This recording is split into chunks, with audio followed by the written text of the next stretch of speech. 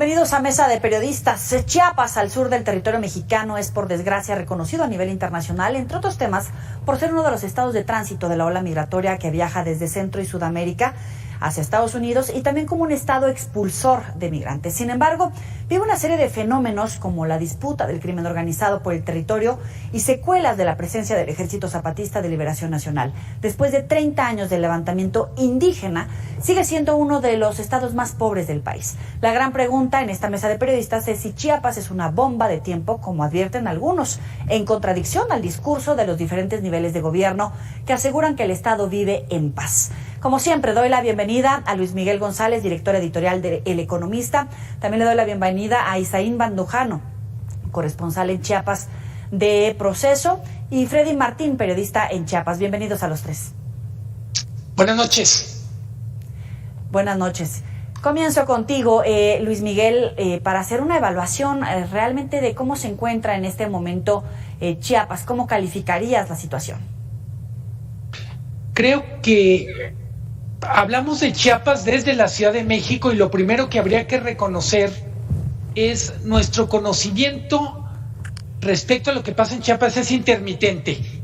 Está marcado por anuncios públicos o por crisis. Después de muchos meses, yo diría años, de algo de indiferencia, nos asomamos a Chiapas y miramos un estado que está en una crisis donde hay asesinatos, donde hay batallas de crimen organizado, donde, como bien dices tú, es uno de los frentes de batalla de la migración, o vamos a decir de los migrantes frente a las autoridades y el crimen organizado. Yo diría que sí hay una crisis. Me resisto a usar la metáfora de la bomba de tiempo porque en cualquier caso parecería más una especie de organismo vivo que se ha estado deteriorando ante la indiferencia del resto del país y la desesperación de sus propios habitantes. Mencionabas tú a los zapatistas y yo diría, pues no son lo mismo los tres mosqueteros que 30 años después. Mucho de lo que había alrededor del zapatismo, de idealismo, etcétera, ahora es un movimiento que creo que sigue teniendo validez, pero que cada vez tiene menos atractivo para las clases medias urbanas. Le doy la bienvenida también a Freddy Martín, él es periodista en Chiapas. Como siempre, bienvenido a esta mesa de periodistas. Isaín, en tus redes sociales tú das cuenta de imágenes, de testimonios, e incluso en el mismo ejercicio de reporteo en campo, de violencia, de ingobernabilidad, que contrasta con lo que dicen las autoridades. Te hago la misma pregunta, ¿cómo evalúas desde tu punto de vista con este trabajo desde el campo, que bien decía Luis Miguel, no es lo mismo opinar desde Ciudad de México que ya en la zona? ¿Cómo evalúas la situación en Chiapas? Pues mira, Chiapas está viviendo una situación muy crítica, muy terrible, muy lamentable. ¿Me escuchas? Sí, adelante.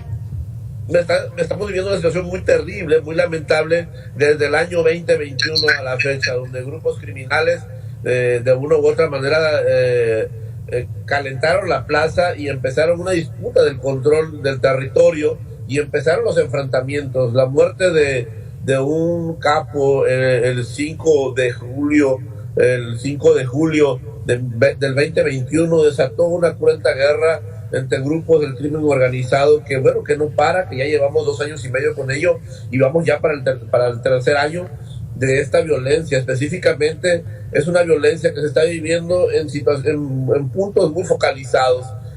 Para ser preciso, estamos hablando de una docena de municipios de la Sierra Madre de Chiapas, municipios pegados a la frontera con Guatemala, municipios donde hay una alta afluencia comercial, donde es una zona cafetalera, donde es una zona minera, donde es una zona altamente productora de maíz, de limón, en fin, un corredor comercial que hay entre México y Guatemala que ha sido prácticamente aniquilado en los últimos 2 años y medio, y que eso no es lo más grave. Lo más grave es la lista de muertos, de desaparecidos, que es muy larga, y además el desplazamiento masivo de personas que podríamos calcular en miles, gente que se ha ido a otras regiones de Chiapas, pero también a otras regiones del país, incluso han migrado al extranjero, para ser específico, a Estados Unidos. Los mexicanos, los chiapanecos de esta región de la frontera sur mexicana están viviendo una situación muy lamentable y muy caótica, y pues bueno, también los territorios zapatistas, las comunidades indígenas zapatistas están viéndose afectados por la operatividad del crimen organizado en el sur de la Selva Lacandona, en el norte, en el este, en el oeste de la Selva Lacandona. Las narcopistas incrementan en la Selva Lacandona, y bueno, esto es una situación que estamos viviendo, y que desde la declaración de guerra del crimen organizado que hizo aquel malogrado expresidente mexicano Felipe Calderón, no habíamos vivido nosotros los mexicanos ninguna situación tan caótica como la que vemos ahora, ¿no? Jamás se habían visto en Chiapas espectaculares por desaparecidos, marchas por desaparecidos, descuartizados, cuerpos desmembrados en diferentes puntos de la geografía chiapaneca, y bueno, de pronto estas parecieran que ya son fotografías muy comunes para los chiapanecos. Freddy, ¿coincides con estas percepciones tanto de Isaín como de Luis Miguel? Porque efectivamente ahora vemos marchas por desaparecidos más todos los otros fenómenos que ya se enlistaron, pero también venía una situación de pobreza, de marginación desde hace 30 años. Tal vez, y se los pregunto, ¿no se veía esta violencia, como lo dice Isaín, en administraciones del PRI o del PAN, y que paradójicamente se dan en el gobierno humanista de izquierda, que era crítica de esa política económica, y que en esta situación pues estamos hablando de estos récords? Adelante, Freddy. Sí, ¿qué tal? Muy buenas noches. Pues, efectivamente, como tú lo dices, hace unos días Jorge López Arévalo, el maestro de la Facultad de Ciencias Sociales de la UNACH, pues él decía de que Chiapas es tan pobre como en 1990, y contrario a eso tenemos una clase política rica, pudiente, con muchas propiedades en México y en el extranjero. Efectivamente, así es. Vemos que hay carreteras, vemos que hay edificios, que vemos que ese tipo de obras, pero si vamos a las comunidades, ahí vamos a palpar la verdadera pobreza. Y la pobreza está en la selva, en los altos, en la región fronteriza, en la sierra, por todas partes. Y hace unos días una mujer decía que no podemos ver la migración de los chiapanecos hacia los Estados Unidos o hacia la península, el centro del país o el norte. Pero si nos paramos unos momentos en los mercados, podemos ver cómo salen todos los días camiones repletos con campesinos, con albañiles, con gente que va a buscar empleo en Tijuana. Tijuana, dice Jorge López Arévalo, es la ciudad donde más hay chiapanecos trabajando en la construcción, en la jardinería, como meseros, etcétera. Y así es, Chiapas es tan pobre como hace en 1990 o 1994, cuando los zapatistas se levantaron en armas. ¿Coincides, Luis Miguel? Porque Chiapas tiene varios capítulos con choques violentos, masacres, se habla de guerrilla, por supuesto, de acción paramilitar, pero hoy vemos grupos de autodefensa armados, con machetes o con armas de grueso calibre. ¿Es el mismo México de hace 30 años o hay también ahora una distinción de grupos criminales que están disfrazados, corriendo junto a migrantes o defendiendo territorio junto a indígenas, pero en realidad son criminales? ¿O qué es? Pidiendo una disculpa a Isaín y a Freddy, que son expertos en el tema, yo hablaría desde fuera y diría, en 1990-94 se pensaba que el problema de Chiapas era la lejanía respecto al centro, el abandono de los programas públicos. 30 años después ha habido gran inversión pública, hay programas públicos, pero Chiapas pasó a ser una región muy violenta, en parte porque se volvió estratégica para el paso de migrantes. Entonces yo diría, si comparamos 90 con 2023-24, Chiapas está mucho más al centro de flujos comerciales, humanos, migratorios, de lo que estaba. En 1990 no hablábamos de mafias de tráfico de personas, no hablábamos de grupos de crimen organizado peleando por el control de las plazas o de las ciudades en Chiapas. Hablábamos más bien de pobreza estructural, de indiferencia, de ineficacia de los programas públicos. Yo diría, es mucho más grave la situación porque no solo es pobreza. Esta situación que describe Freddy de migración masiva nos implica, para mucha gente es imposible seguir viviendo en Chiapas. Y yo insistiría, si tomamos esta visión casi utópica que representaban los zapatistas para el resto del país, para las clases medias, los universitarios, pues muy poco queda de eso. Me atrevo a decir, es imposible ir de mochilero a Chiapas y no sufrir en el intento. Isaín, ¿coincides? Bueno, Chiapas, uno de sus principales problemas, bueno, además, como ya decía ustedes por acá y refería a Freddy, además de la pobreza, yo creo que ahorita lo grave no es la pobreza de la gente. Ahorita en muchas regiones de Chiapas, lo grave es la inseguridad y la narcoviolencia. Con pobreza se puede sobrevivir, pero con hombres armados enfrentándose frente a tu casa, frente a tu domicilio, es imposible tener paz y tener tranquilidad. Con pobreza se puede vivir aún todavía en Chiapas. La gente preferiría seguir siendo pobre, pero no estar huyendo en las montañas de los grupos armados, viviendo en la mayor precariedad, porque no pueden estar en sus domicilios. La verdad es que miles de pobladores han tenido que huir de sus casas, de sus viviendas. Mucha gente, muchos pueblos son comunidades fantasmas, donde no pueden tener paz, donde todos los días están las ráfagas de fuego, los enfrentamientos, los granadazos. La verdad es que es una situación muy caótica. Nosotros acá en la capital del estado estamos en una situación de confort, de comodidad, pero hay gente que la está pasando muy mal y ellos están en la Sierra Madre de Chiapas. No podemos estar en silencio y callados y autocensurados cuando hay hombres, mujeres y niños, ancianos, ancianas, que están padeciendo una situación muy crítica y muy caótica. Y la verdad es que el hecho de que no haya más videos, más fotografías, no podemos decir que eso no está ocurriendo, simplemente que no pueden documentar la población porque les revisan celulares, porque nadie puede tomar fotos y videos de lo que ahí pase, porque inmediatamente sufren las consecuencias de ello. La verdad es que a cuentagotas estamos recibiendo la información. Son situaciones que se están ocurriendo en comunidades enclavadas en la Sierra Madre de Chiapas, muy marginadas e inaccesibles, donde se dan los enfrentamientos. Bien, Isaín, vamos a hacer una breve pausa en Mesa de Periodistas. Volvemos con el debate.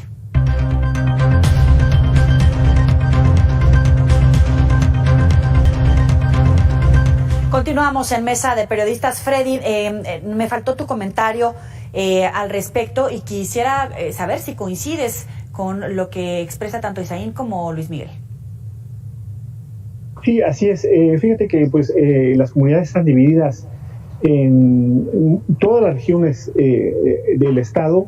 Hay grupos indígenas que también están apoyando a los grupos criminales para los aterrizajes de las avionetas. Estas avionetas que antes aterrizaban en las inmediaciones de Laguna El Tigre, en la región del Petén, ahora están aterrizando en la biosfera de Montes Azules.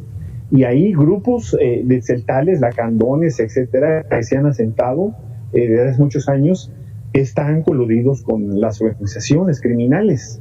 O sea, sí hay grupos indígenas coludidos. No es una generalidad, pero efectivamente hay grupos que se puede hablar, que están infiltrados, coludidos, y precisamente podríamos explicar de esa manera no solamente que porten machetes, sino armas como las que hemos visto. Así es, y bueno, hablando de este grupo, un grupo de autodefensas que se llama El Machete, pues ahí vemos que también está en la lucha por el control de la presidencia municipal de Panteló, un municipio que recibe alrededor de 800 millones de pesos al año. Entonces es un dinero que está detrás, que difícilmente lo van a ejercer para obras, sino que más bien queda para los propios funcionarios, y las comunidades han optado pedir dinero en efectivo para supuestas obras, y no las hacen esas obras. Ese dinero se lo reparten entre las comunidades. Ese presupuesto no lo vemos en escuelas, en canchas, etcétera, o en otro tipo de obras, sino que se queda, lo reparten en las comunidades. Ese es el presupuesto, así se maneja el presupuesto de muchos municipios de Chiapas. Y bueno, y así es como vemos estas comunidades divididas ahora entre el cártel del Sinaloa y el cártel de Jalisco Nueva Generación, provocada, como dice Isaín, hace más de 2 años y medio por la excisión de los miembros del cártel de Sinaloa que desertan y que se van al cártel de Jalisco, y esto provocó pues esta guerra en la que estamos viviendo, muy similar a lo que se vive en Tierra Caliente, a lo que se vive en la frontera con Jalisco y Michoacán, con unas zonas donde no se puede transitar de noche o donde no se puede transitar de día porque hay levantones, disparos, enfrentamientos. En esta zona de la carretera panamericana que va de Comitán de Domínguez a La Mesilla, ahí es muy difícil transitar ya a esta hora de la noche, porque pues ahí hay constantes cortes, presencia de hombres armados y enfrentamientos entre las dos organizaciones que se están disputando el territorio en el estado de Chiapas. Para la gente del auditorio que nos ve desde Centro, Sudamérica o los Estados Unidos, hablamos de esta situación que sucede en México, pero es una historia que ya tiene varios capítulos. Cuentan que la noche del año nuevo de 1994, en ese entonces el presidente Carlos Salinas de Gortari celebraba la entrada del Tratado de Libre Comercio de América del Norte, la primera parte, cuando lo notificaron de este levantamiento armado de indígenas al sur del país. A 30 años de esta situación, después de pasar por administraciones del PRI, del PAN, donde ganó Fox precisamente después de esto, morenistas como López Obrador, y en el último año del presidente López Obrador, ¿cuál será el saldo? Porque algunos advierten que están al borde de la guerra civil. Fox decía que resolvía el problema en 5 minutos y no fue así con el EZLN. López Obrador no ha pacificado México en 6 meses ni en los 5 años. ¿Hacia dónde va Chiapas en un año electoral estatal y federal, Isaín? Mira, Chiapas es un estado que después del levantamiento armado zapatista del 94 ha habido una gran cantidad, una multimillonaria cantidad de recursos económicos que se ha destinado para las regiones más pobres, más marginadas de Chiapas. Si este dinero se lo hubieran dado en efectivo a cada una de las familias, efectivamente la pobreza ya se hubiera erradicado desde hace muchos años. Sin embargo, el proceso de burocratismo provoca lo que se le llama la bajada del recurso como un efecto embudo, ¿no? Es decir, a los indígenas les llega tocando una miseria de todo eso, una migaja de todo ese recurso que se ha destinado para Chiapas. Mucho de este recurso que se destina para Chiapas se queda, por ejemplo, en el ramo de sueldos y salarios para la burocracia, ¿no? Para la burocracia estatal, federal, municipal. La verdad es que la pobreza en Chiapas no es un asunto de recursos, porque si de dinero fuera, esto ya se hubiera resuelto, ¿no? Simplemente el presupuesto ha sido muy alto para Chiapas, pero ese presupuesto no se refleja de manera concreta y palpable en cada uno de los hogares de las familias indígenas, de las familias campesinas y más empobrecidas de Chiapas. Este dinero no llega como tal, se queda en el camino, es prorrateada, es pellizcada en el camino este presupuesto. Cuando al final de cuentas llega a una casa, a una vivienda, este dinero ya llega una migaja, ¿no? Realmente por eso hay mucho burocratismo, ha habido mucha corrupción, hemos tenido muchos servidores públicos y gobernantes corruptos que han propiciado que la pobreza realmente no se combata, porque al final de cuentas la pobreza es un instrumento de control en procesos políticos electorales, es decir, la pobreza como un mecanismo de control poblacional, de control electoral. Y la pobreza no va a acabar, porque el día que los indígenas, los campesinos dejen de ser pobres, ya no van a poder manipular, ya no van a poder controlar, coaccionar para que estos acudan de manera masiva a votar por tal o cual candidato o partido político. Freddy.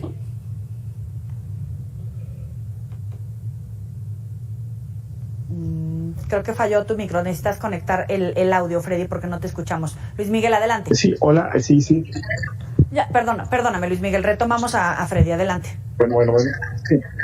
Sí, como lo dice Isaín, en Chiapas, por ejemplo, podemos ver que hoy alcaldes de municipios indígenas tienen ranchos con caballos signos de pura sangre. Por ejemplo, vemos el alcalde de Comitán de Domínguez que tiene caballos de $1,000,000 y él va por su tercer mandato. Y si vamos a las comunidades, en las comunidades de la zona norte del municipio de Comitán que está gobernando, habitada por indígenas tzetales. Estas comunidades viven en la extrema pobreza, sin agua, sin servicios, y él montado en un caballo de $1 millón. Así como este alcalde, Mario Guillén, alias Señor Fox, tiene ese tipo de caballos. Vemos alcaldes de otros municipios también que están con propiedades de residencias y casas en Playa del Carmen, Cancún, en Huatulco y otras partes del país. Es decir, ese presupuesto no se ha ejercido y lo siguen manejando como si fuera de su propiedad los alcaldes.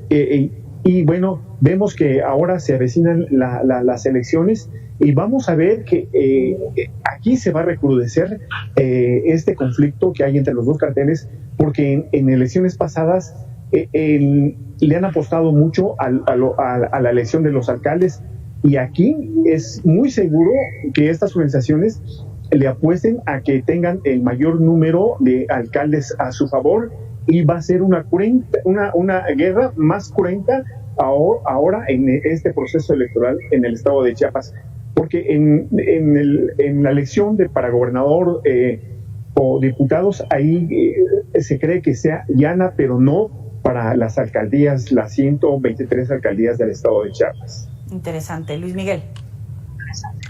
En los 90s el gran problema de Chiapas era la pobreza y el abandono desde el centro federal.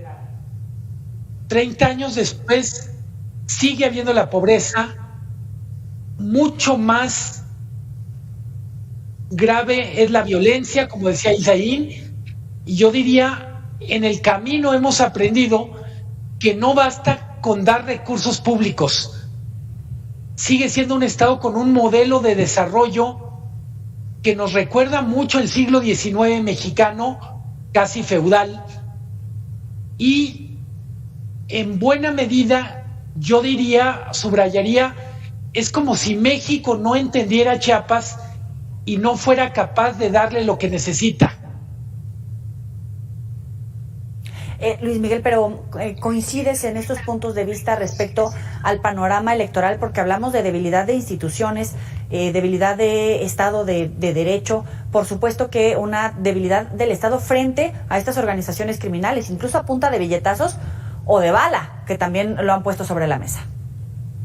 Sí, lo que dice Freddy es, hay un riesgo real de que a través de las elecciones se refuerce el control de los grupos criminales. Yo diría, es triste cuando uno oye a Freddy, a Isaín, decir, ni siquiera lo que está en disputa son proyectos políticos, son grupos criminales tratando de competir por el acceso a los recursos públicos.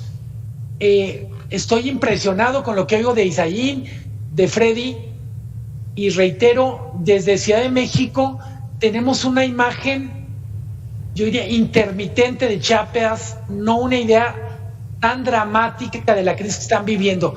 Yo enfatizaría, hablamos de la crisis de migrantes en la frontera norte porque Estados Unidos nos lo recuerda, pero la otra crisis está en la frontera sur y probablemente sea mucho más grave. Para concluir, tenemos un minuto, Isaín. Evidentemente hablamos de esta crisis donde ponen el foco rojo en las elecciones estatales, por supuesto que en la elección federal, pero bien decías hace un momento que esa situación vemos que se repite en Michoacán, en Guerrero, en Jalisco. Hay muchos estados con este foco rojo. ¿Coincides en este panorama electoral? Porque 2024 las elecciones están a la vuelta, Isaín. Un minuto. Mira, efectivamente, lo que yo te puedo referir es que ahorita ya van al menos 4 aspirantes a cargos de elección popular, 4 aspirantes que hemos documentado, que han sido aniquilados, que han sido eliminados del mapa rumbo a este proceso electoral. 2 de ellos están desaparecidos, 2 más fueron asesinados. Llevamos un conteo, hemos estado documentando.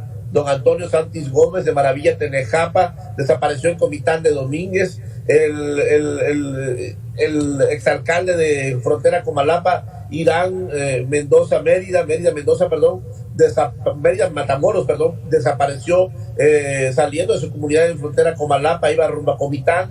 En San Cristóbal fue asesinado Martín Palé Santis, aspirante a la presidencia municipal de de Huistán, y recientemente, empezando el año, fue asesinado a tiros Luis Rey González. Luis Rey González, un aspirante del Frente Amplio opositor en Suchiate, fue ejecutado a tiros. La verdad es que estas elecciones pareciera que van a ser mucho más violentas que las que hemos vivido en mucho tiempo, que ninguna otra que hayamos vivido en Chiapas en los últimos procesos electorales. La verdad es un foco rojo Chiapas que debería llamarnos encender las alertas, porque cuántos más podrían ser aniquilados, asesinados o desaparecidos en Chiapas, aspirantes a puestos de elección popular. Es Luis Miguel González, como siempre, gracias por estar con nosotros en esta ocasión. Isaín Mandujano, también muchísimas gracias. Freddy Martín, gracias por participar en la mesa de periodistas. Nos vemos la próxima. Pásenla bien. Bueno.